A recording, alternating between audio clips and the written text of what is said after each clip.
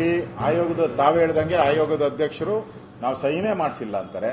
ಇಲ್ಲಿ ಮಂತ್ರಿ ಹೇಳ್ತಾರೆ ಎಲ್ಲರದು ಸಹಿ ಐತೆ ಅಂತ. ರಾಜಣ್ಣನು ಹೇಳ್ತಾನೆ ನಾವು ಸಹಿ ಬೇಕಾದ್ರೆ ಯಾರನ್ನ ಇದ್ದ ಅಂತಾರೆ ಕಳಿಸ್ತೀವಿ ಅಂತ.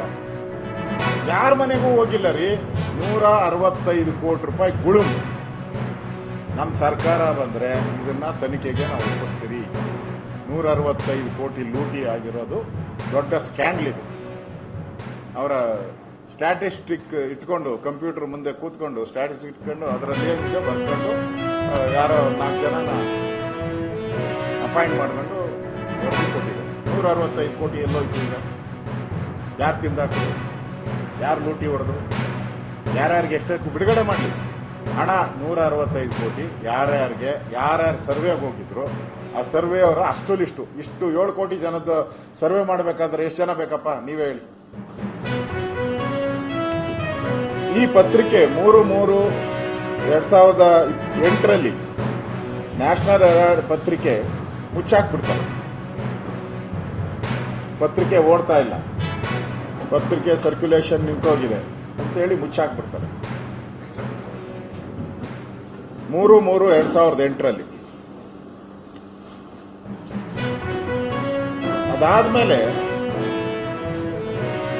ಆ ಸಂಸ್ಥೆಗೆ ಸುಮಾರು 2,000 ಕೋಟಿಗೂ ಆಸ್ತಿ ಹೆಚ್ಚು. ಬಾಂಬೆಲಿದೆ, ಲಕ್ನೋದಲ್ಲಿದೆ, ಬಿಹಾರದಲ್ಲಿದೆ, ದಿಲ್ಲಿ ಅಂತ ಕ್ಯಾಪಿಟಲ್ ಸಿಟಿ ಸೆಂಟ್ರಲ್ ಹೃದಯ ಭಾಗದಲ್ಲಿ ಆ ಪತ್ರಿಕೆ ಹೆಡ್ ಆಫೀಸ್ ಇದೆ. ಇಷ್ಟು ಆಸ್ತಿ ಮುಚ್ಚಿದ ಮೇಲೆ ಈ ಆಸ್ತಿಯ ಮೇಲೆ ಕಾಂಗ್ರೆಸ್ಸಿನ ರಾಹುಲ್ ಗಾಂಧಿ, ಸೋನಿಯಾ ಗಾಂಧಿ ಅವರ ಕಣ್ಬಿತ್ತು. ಈ 5,000 ಜನ ಕರೆದು ಸಭೆ ಮಾಡಿರೋ ಎಲ್ಲೂ ದಾಖಲೆ ಇಲ್ಲ. ಏಕಾಏಕಿ ಯಂಗ್ ಇಂಡಿಯಾ ಬಂದ್ಬಿಡುತ್ತೆ, ಅದ್ರಲ್ಲಿ 30% ಶೇರ್ ತಗೊಂಡ್ಬಿಡ್ತಾರೆ. ಏಕಾಏಕಿ 50 ಲಕ್ಷ ಕೊಟ್ಬಿಡ್ತಾರೆ.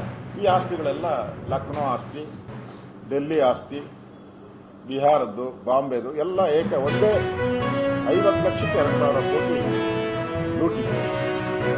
ಮತ್ತೆ ಇದುವರೆಗೂ ಆ ಸಂಸ್ಥೆಗಳದ್ದು ಏನು ಬಿಲ್ಡಿಂಗ್ಗಳಿತ್ತು ಅದ್ರಲ್ಲಿ ಬಾಡಿಗೆ ಬಂದಿದೆ.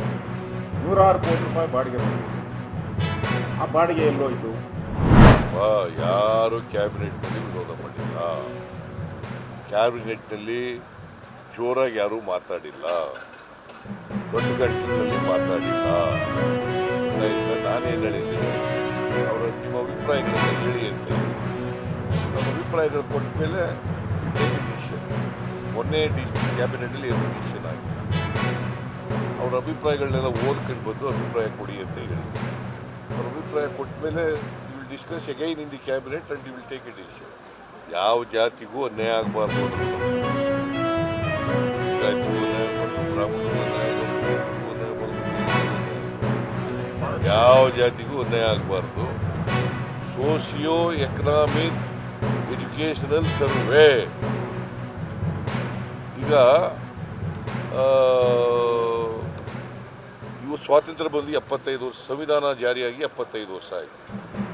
75 ವರ್ಷದಲ್ಲೂ ಬಡವನಾಗೇ ಇರಬೇಕಾ? ಸಮಾನತೆ ಬರಬೇಕಲ್ಲ ಎಲ್ರಿಗೂ. ಇದು ಜಾತಿಗೆ ಅಂಟ್ಕೊಂಡೇ ಇರಬೇಕಾ? ಎಜುಕೇಷನ್ ಸಿಗ್ಬೇಕಲ್ಲ ಬೇಡ? ಈಗ ಮುಸಲ್ಮಾನರಿಗೆ ಎಜುಕೇಷನ್ ಸಿಗ್ಬೇಕಾ ಬೇಡ? ಹಿಂದುಳಿದವರಿಗೆ ಬಡವರಿಗೆ, ಎಲ್ಲ ಜಾತಿ ಬಡವರು, ಒಂದು ಜಾತಿ ಅಂತಲ್ಲ, ಎಲ್ಲ ಜಾತಿಲಿರ್ತಕ್ಕಂಥ ಬಡವರಿಗೆ ಎಜುಕೇಷನ್ ಸಿಗ್ಬೇಕಾ ಬೇಡವಾ? ಈಗ ಅಭಿಪ್ರಾಯ ಕೇಳಿದ್ರೆ ಮರೀಲಿ ಸಾಕು. ಅಭಿಪ್ರಾಯ ಕೇಳಿದ್ದೀನಿ, ಯಾರ್ದು ವಿರೋಧ ಇಲ್ಲ, ಯಾರು ಒಬ್ರಿಗೊಬ್ರಿಗೆ ಮಾತಾಡಿಲ್ಲ.